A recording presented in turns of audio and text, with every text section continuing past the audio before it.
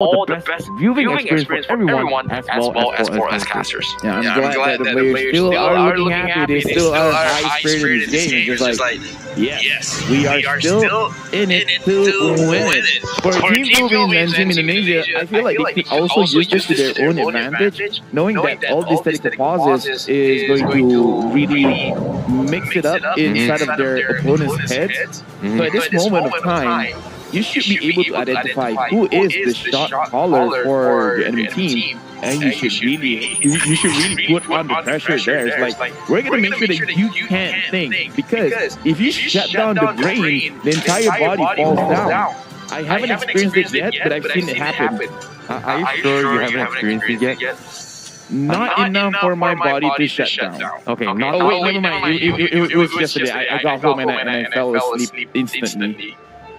All right. I guess I can relate a story to that way. But of course, now continuing into this match, anything can happen, and I feel like it is going to be very, very difficult to actually overcome this mental state. And the reason why we mentioned this as well, I believe you guys at home are very, very excited to watch the game, asking for it to actually continue. But it is also very mentally taxing for us casters apparently.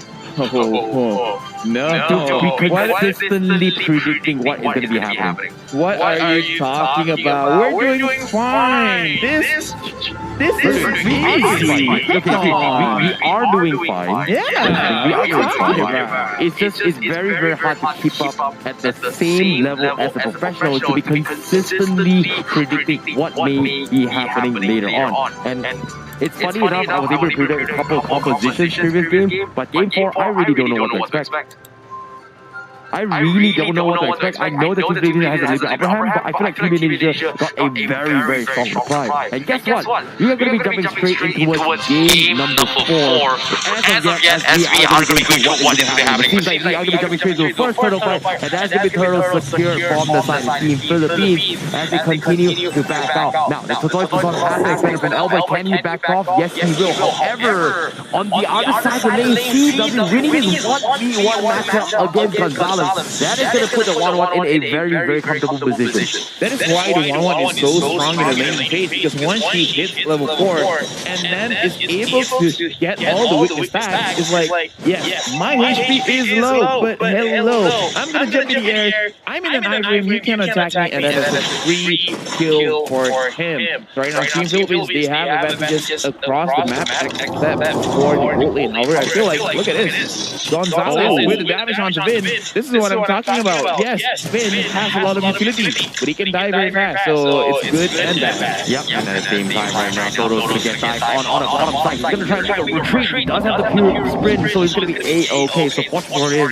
there's not going to be losing out too much in that regard. But I definitely agree. You can see the hesitation coming from Team Indonesia as well. They are what a setup for the Sangha caught up with the time reversal to allow CW to win his game. And you can see Villanova is a little bit afraid to do so. And as we have Team Indonesia, they cannot afford to lose both CW's life and win if they want to use the alarm bomb stacks coming in. But looks like they are going to be calling in the cavalry as Team Philippines is going to be forcing a fight with the toys for Son. And it seems like they're not going to be overcommitting as well, as Team Philippines will back out. Gonzalez will look to chip towards the goal plane, where CW is going to try and farm as safely as can. But it looks like he is going to be forced to back up and concede the lane itself just because Team Philippines is going to be around to pressure him off.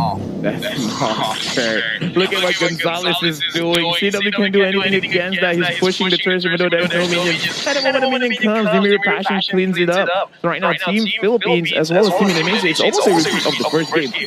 Prioritizing the gold lane, but now looking at this advantage, Gonzalez, he is already rotating. And this is what you get when you have lane priority. So this turtle is potentially going to have a very big fight. Agreed, but seems like Team Indonesia is going to buy a little more time. Look at how Arthur is positioning the turtle just to buy time in for the team, especially when 1-1 needs to actually farm out a little bit more lanes if he decides to join the fight. Team Philippines is not going to be able to contest that, so they are going to focus on clearing the lanes before actually contest this. But this time, the turtle is going to be in their control, and that's a little bit of a stalemate for now. Arthur going for the flank, trying to go for a fight. Everything is still kept yet. Here comes the time journey, trying to secure the turtle, but it is going to keep Philippines that gets it. But the rest of Team Indonesia is going to get caught out but they do with our blast, and R7 will get tucked away, and besides needs to run for his life, and he is going to be A-okay, as Team Philippines comes up on top.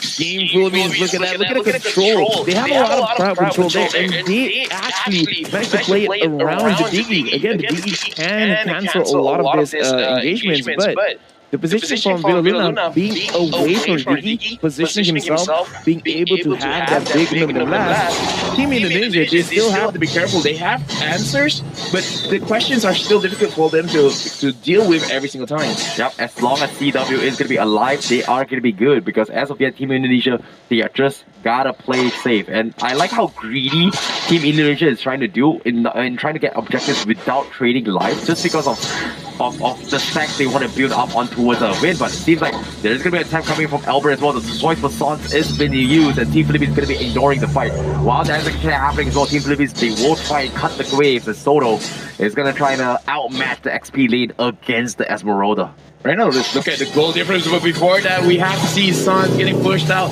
and he will try to survive, but unfortunately, the kill is still going to go over. It could have been a little bit more cleaner, but a kill is a kill. And now Team Philippines, they're going to push for more advantage. Look at the damage going on to Vin. Vin has to recall this is a bad situation for Team Indonesia. We can see how Gonzalez managed to get a lot of goal onto himself. His damage is going to get out of control using all the advantages, and CW having to rotate to the bottom lane to try to get some extra harm, while Villaluna is trying to run away from R7 being oppressive as well. Imam is there trying to help out, and oh wow.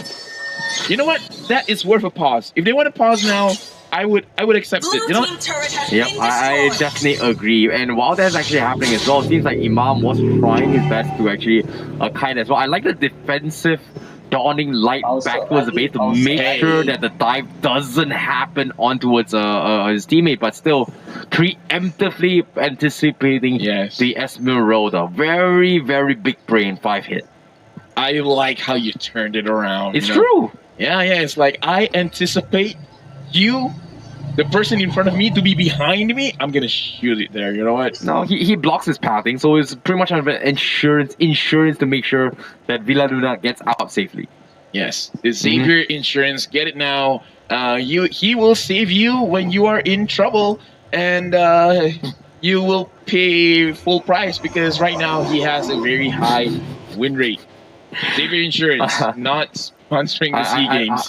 I like how you're trying to indirectly promote insurance company of your choice, known as Local Insurance. No, Xavier. Okay, Xavier Insurance. Maybe not it's sponsored, by the way. It's not. Is it even a real thing? You know what? It's just a made up thing by you, right? No, of course it's a made up by Level. Yeah, it's a made up thing. But because of this, I hope Muntan is watching, just so that we can see an upcoming skin for Xavier, for him to be in a business suit. Oh yeah, right? With your face, right? Yeah, and then just go out to people. It's like, hey, you want me to review your policy? I can do that. You know, it's for free. But still, like, but it's true though. It's true, right? Yeah. So either ways, right now we're still looking at the game, and Team Philippines. I want to talk about the goal advantage actually, and I feel like a lot of the goal advantage is on to the Beatrice, just because she's been chunking out that gold plating a lot, and the minions die off before they even make it to the lead. Yeah, I guess if that actually happens as well, I feel like the win condition coming from Team Indonesia is going to be obviously on CW with the 1-1, right? But I feel like it's very, very greedy on how they're trying to play this game, because they are trying to drag this into a later stage game, hoping not to lose out on trades, because Team Philippines are afraid to catch them off, which is surprisingly greedy, but smart as well, because sometimes you tend to overthink on how the layers that you need to overcome, right? You have this Tanking Claw, you have the time reversal from Diggy, which can process the threat. But they're using the threat not for kills. They're using the threat to buy time and build up the stacks on the Diggy, as well as buying time for the 1-1 to build gold.